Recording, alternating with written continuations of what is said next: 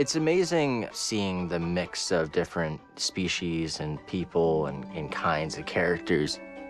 We're in these incredible, fantastic worlds and planets.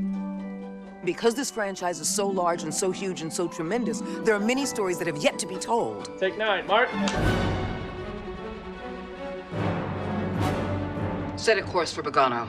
When you're working inside of the motion capture volume, you have cameras on the ceilings, on the sides, and on your face. And they're capturing every single bit of your biomechanics. We can literally run and chase each other and jump and take swings at each other. So it's the closest to playing in my backyard at 8 years old of any job I've ever had. Action. Please welcome Cameron Monaghan to the stage. I'm Cameron Monaghan. I play Cal Kestis in Star Wars Jedi Fallen Order. Cal was a young Jedi Padawan during Order 66 when all of his kind were murdered.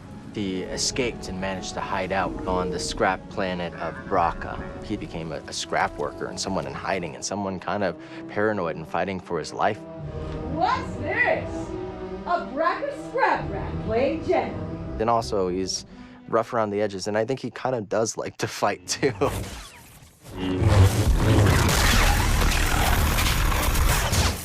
Gonna need to get through here.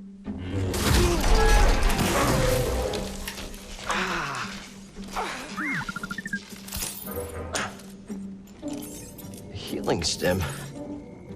You're full of surprises.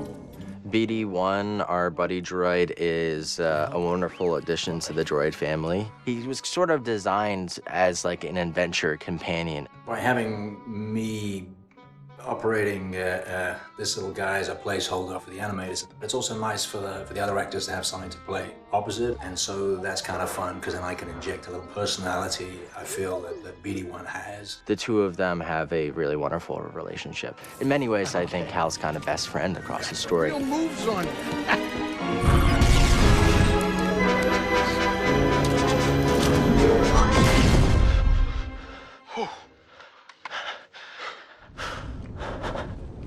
Okay, shut that thing off and grab some seed. Seer and Grease enter into Cal's life explosively, and I think that Cal is of two minds about it.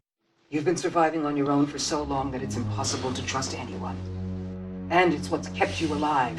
I think that ultimately he has to do this mission because this is what he was made for. He's a Jedi trying to restore balance. Before we do anything, I need to know something. How come you're no longer a Jedi? Seer Junda completely cut the Force out of use in her life. I had an experience that changed my perspective.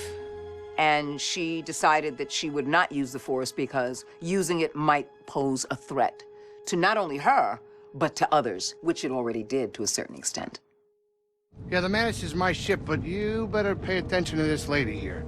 Grease Droidus is not, let's say, the most affable Latiron. He's had some hardship in life. He doesn't trust people too much. What is that? Get off my sofa!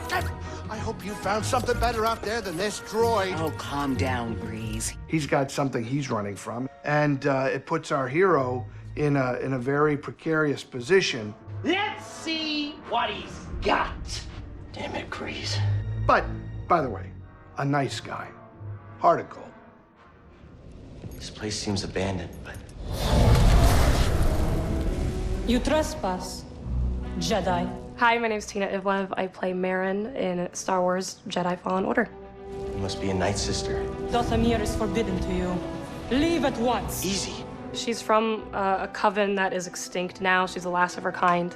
She can raise the dead pretty much whenever she wants. Cal and Marin come from a similar background of loss. They both experienced watching those that they care about die. She's spent her entire life growing up believing that the Jedi are responsible for killing her sisters. They will have their revenge. Marin has a wall up in a similar way that Cal does at the start of the story. It takes him proving himself over and over and over and over again for her to realize, like, okay, maybe this guy is telling the truth. That was really fun for me to play because Marin is socially, like, she doesn't understand, like, what a normal relationship between people looks like. Sorry. Who was that back there?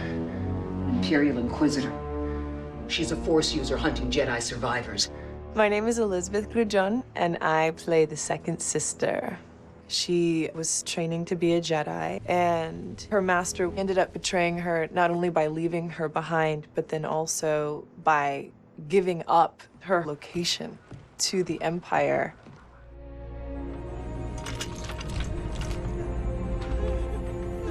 It plays out in such an angry and powerful way when she becomes a second sister. What it taught her is to love is to die, and to kill is safety. She was tortured to the point in which psychologically and emotionally the damage had been done. She's already lost everything, so she doesn't care about dying. There's a recklessness. It's like, I'll jump on the top of your ship and bring it down while I'm on it. Like, I don't care. I'm doing a dialect as the character, which just came to me very naturally. Who was your master? Padawan? Someone I killed, perhaps? She really enjoys hurting and wounding, so I wanted to hear that pleasure in her voice.